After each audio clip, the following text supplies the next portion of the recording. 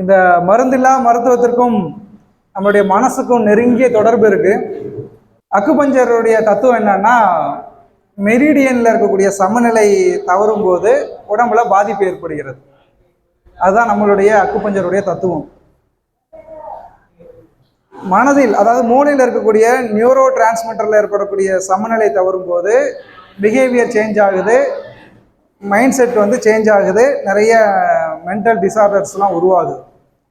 இன்னைக்கு மிக அதிகமாக எல்லோரையும் பாதிக்கக்கூடிய தலையாய ஒரு பிரச்சனை இருக்கு, தூக்கமின்மை.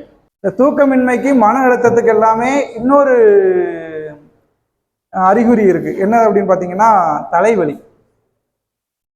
இந்த தலைவலிக்கு அக்குபஞ்சர் மிகச்சிறந்த நிவாரணியா இருக்குதுன்னு சொல்லி சாமா நெட்வொர்க் ஓபன் அப்படின்னு சொல்லக்கூடிய ஒரு மேகசின்ல இதுக்கான ஆய்வு வெளியிட்டிருக்கிறாங்க. அதே மாதிரி தூக்கமின்மைக்கு அக்குபஞ்சர் வந்து மிகச்சிறந்த ஒரு ரெமிடி அப்படின்னு சொல்லி American journal of scientific acupuncture அப்படின்னு சொல்லி ஒரு ஆய்வு மேற்கொண்டு அவங்க இதுக்கான அறிக்கையை வெளியிட்டிருக்கிறாங்க. பொதுவாக நாம் இதை பண்ணிட்டோம்னு சொன்னால் யாரும் நம்ப மாட்டாங்க. அமெரிக்காக்காரன் பண்ணிட்டேன்னு சொன்னால் நம்ம எல்லாருமே நம்புவோம். அதுக்காக தான் இந்த 2 ஆய்வு தரவுகளையும் உங்களுக்கு வந்து கொடுக்குறேன். இதை வேணால் நீங்கள் சர்ச் பண்ணி பாருங்கள். அக்குபஞ்சர் போட்டால் நோயெல்லாம் சரியாயிருமா அப்படின்ட்டு ஒரு பொதுவான கேள்வி வரும். Medicine R necessary but it is not sufficient அப்படின்னு சொல்லி ஒரு வார்த்தை உண்டு.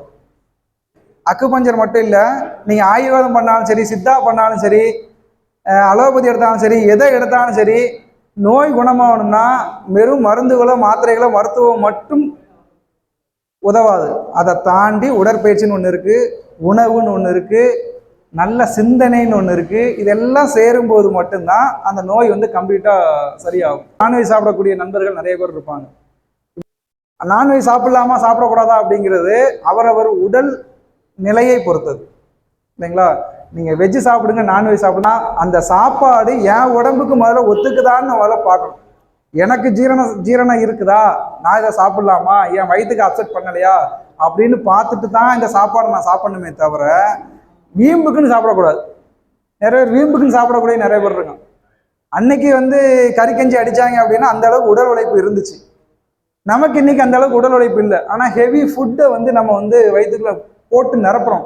ஒரு குப்பை மாதிரி இந்த வயிற்றை வந்து நிப்பாட்டி வச்சு, சென்னையிலலாம் பார்த்தீங்கன்னா மிட் நைட் பிரியாணின்னு சொல்லி கல்ச்சர் போயிட்டு இருக்கு. அது நான் மிட் நைட் 3 மணிக்கு 2 மணிக்கு சாப்பிட்டா இது வயிறா இல்லை வேற என்னமான்னு எனக்கு தெரியலை. இவ்வளோ தூரம் ஒரு ஃபுட் கல்ச்சரில் வந்து அவ்வளோ மோசமாக நம்ம இருந்துக்கிட்டு எனக்கு நோய் குணமாகணும் அப்படின்னா எப்படி குணமாகும்? இன்னொரு பக்கம் டெய்லி 8000 ஸ்டெப்பு வைக்க சொல்கிறாங்க. எனக்கு தெரியும்னு நினைக்கிறேன். 8000 ஸ்டெப்பு கம்பல்சரி வைக்கணும். நோய் இல்லாமல் இருக்கணும்னா 8000 ஸ்டெப்பு வைக்கணும். நம்ம எத்தனை பேர் இப்படி வைக்கிறோம்? பக்கத்தில் இருக்க கடைகளுக்குமே நம்ம பைக் எடுத்துகிட்டு தான் போகிறோம். இப்படி நம்மளுடைய கல்ச்சர்லேருந்து நம்மளுடைய டெய்லி ஆக்டிவிட்டீஸ்லேருந்து அத்தனை பிரச்சனைகள் மத்தியில் நம்ம வாழ்ந்துக்கிட்டு இருக்கிறோம். இதில் நோய் மட்டும் குணமாகணும்னா எப்படி குணமாகும்? நம்மளை சரி பண்ணாமல் நோய் குணமாகாது. இது நீங்கள் அக்குபஞ்சர் நீடில் போட்டாலும் சரி, நீங்கள் அலோபதி மாத்திரை டெய்லி எடுத்தாலும் சரி, அப்போ நம்மளை சரி பண்ணாமல் இங்கே வந்து எதுவுமே சரி ஆகாது.